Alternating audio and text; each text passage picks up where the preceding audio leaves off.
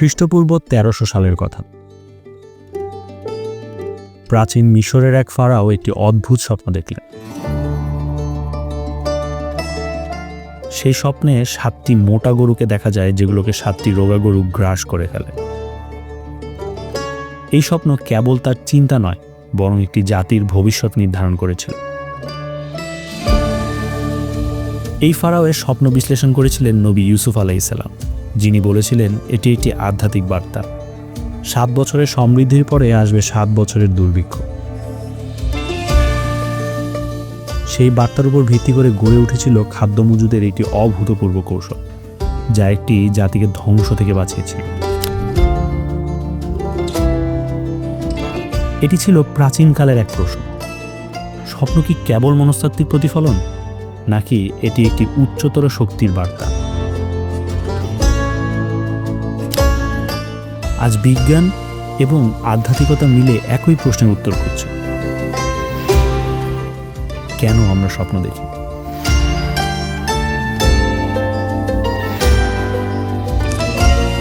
স্বপ্নের রহস্য আমাদের মুগ্ধ করেছে যুগ যুগ ধরে। ইসলামে স্বপ্নকে আল্লাহর পক্ষ থেকে একটি বিশেষ নির্দেশনা এবং নসিহত হিসেবে দেখা হয়। নবী করিম সাল্লাল্লাহু আলাইহি ওয়াসাল্লাম বলেছেন, স্বপ্ন ৩ প্রকারের হয়: একটি আল্লাহর পক্ষ থেকে, একটি শয়তানের পক্ষ থেকে, এবং একটি মানুষের মনের চিন্তার প্রতিফলন।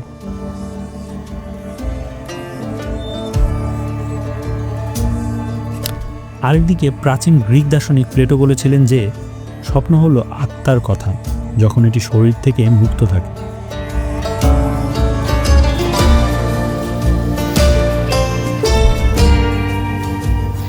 প্লেটো স্বপ্নের মাধ্যমে আত্মার গভীর অভিব্যক্তি প্রকাশের কথা বলেছিলেন। তার দর্শন থেকে বোঝা যায় স্বপ্ন শুধুই মনের খেলা নয়, এটি আমাদের ভেতরে আত্মার সাথে একটি সংযোগ স্থাপন করে। আজ আমরা জানব আধুনিক বিজ্ঞান, ইসলামী দৃষ্টিভঙ্গি এবং দর্শনের আলোকে কেন আমরা স্বপ্ন দেখি।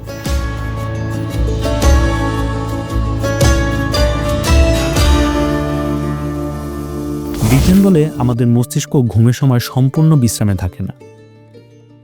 রেম স্লিপ অর্থাৎ র্যাপিড আই মুভমেন্ট স্লিপ, এ সময় মস্তিষ্ক থাকে অত্যন্ত সক্রিয়।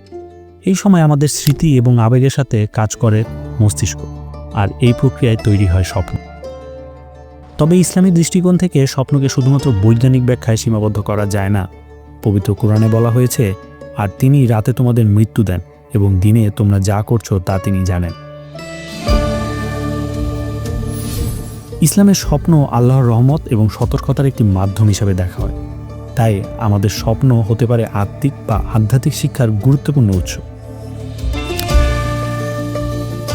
স্বপ্নের উদ্দেশ্য কি? এটি কি শুধুই স্মৃতির গঠন আর আবেগ নিয়ন্ত্রণ, নাকি এর মাধ্যমে আমরা আধ্যাত্মিক বার্তা পেয়ে থাকি?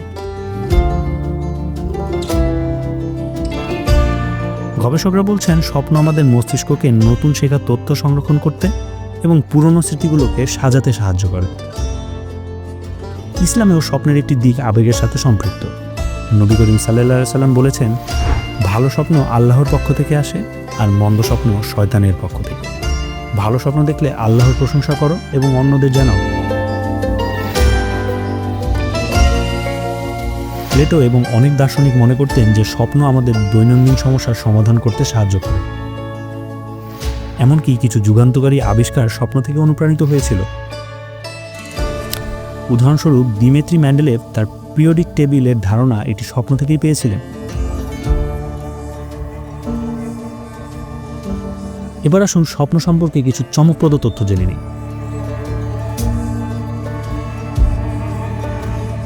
মানুষের গড়ে প্রতি রাতে 4 থেকে 6টি স্বপ্ন দেখা হলেও বেশিরভাগ স্বপ্ন আমরা মনে রাখতে পারি না।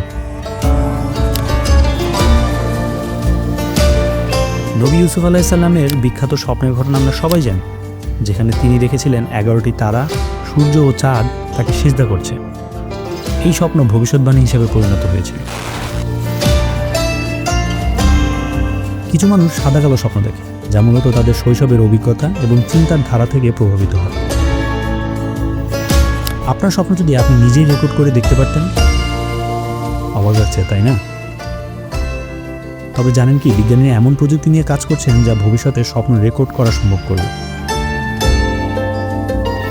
তবে ইসলাম আমাদের শেখাচ্ছে স্বপ্ন শুধু দেখার জন্য নয়, এর মাধ্যমে আল্লাহর নির্দেশনা গ্রহণ করা এবং নিজের জীবনকে আরও উন্নত করার জন্য কাজ করা।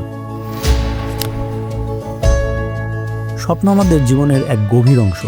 এটি শুধু মনের খেলা নয়, বরং আত্মা ও আধ্যাত্মিকতার সাথে একটি সংযোগ।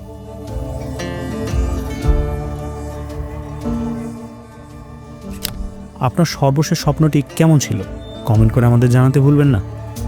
আমাদের এই ধরনের ভিডিওগুলো ভালো লাগলে লাইক, শেয়ার এবং সাবস্ক্রাইব করুন। বেল আইকন প্রেস করে নতুন ভিডিওর আপডেট পেতে থাকুন। ধন্যবাদ, আর দেখতে থাকুন টাইম ট্রেস ভিডিও।